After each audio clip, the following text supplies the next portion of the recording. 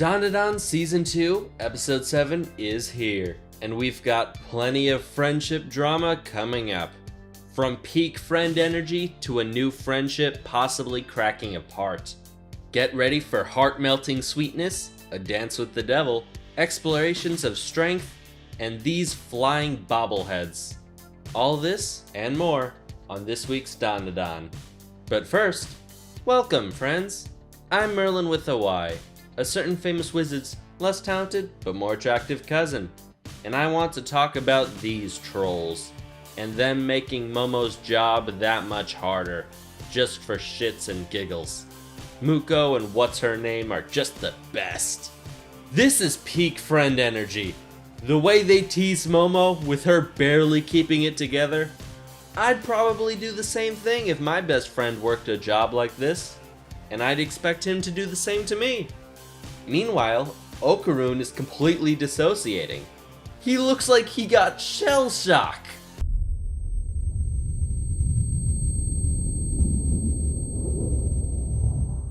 He looks less traumatized than when he first realized his manhood got snatched. Though he does snap out of it, just in time to join in on the fun. Mohr! Oh, that's a Dora shit! All in all, it's all good fun. And Okarun shows why he's the main love interest. Cause after a long day at work, someone stuck around to make sure she got home safe. This is the good boy energy that I'm talking about. And I know women love it. Chivalrous and maybe a little awkward. Okay, a lot awkward, but not condescending. It shows he cares. And I mean, if the person you're being a dork to likes it, you must be doing something right. And clearly, Momo likes it. Oh my god, they're so cute! But my word, hand-holding? You perverted degenerates! Hand-holding in public? Could never be me. I could've did be me. Meanwhile, Jiji's making progress and can now handle room temperature liquids in small amounts. Really showing that he is a genius, but it's still far from enough. One fuck up immediately releases the evil eye once more, and this time, he's ready. Stopping the gang from hitting him with the hot water, he trapped himself with a hand-bound Momo, and even with her best efforts, she couldn't keep him away. And every part of this scene works, from how it frames the evil eye in Momo, to Okarun forced to watch powerlessly from the outside, still mid-transformation. It truly feels like this is the nightmare scenario that they've all been worried about. By all accounts, this should have been the end of her. But thanks to the pure luck of her not swallowing the hot water she was drinking, she was able to turn Jiji back to normal. But that doesn't mean everything's okay.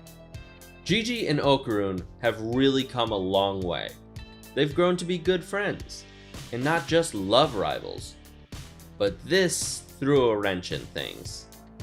It doesn't matter that they all know it wasn't Jiji's fault. When you watch your friend try to strangle the girl you like in his underwear to make matters worse, and you are powerless to do anything, that kind of thing makes it hard to just go back to laughing alongside them. Okarun is more mad at himself than at Jiji, but it's hard to just act like things are normal after that. Jiji himself is also horrified about what happened, but what can he say when it was his hands wrapped around her throat? But I still have faith that it'll work out. Okarun is putting his money where his mouth is, training in secret and trying to get Peeny Weeny to teach him. He refused, but that doesn't stop Okarun. It is crazy to me though, that Papa Peeny Weeny would refuse just because violence is bad, when he knows what situation they are in.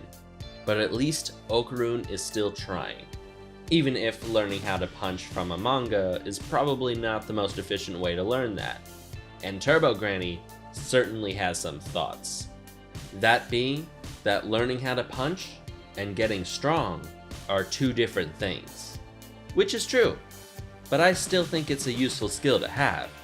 But I digress. Honestly, the fact that he didn't go to Turbo Granny for training first is crazy.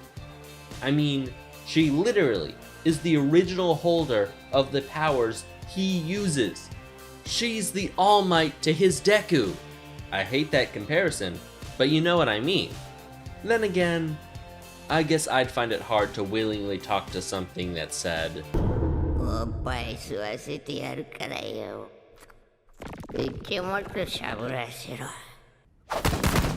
breaking into the school's music room with Aira tagging along and being hilarious.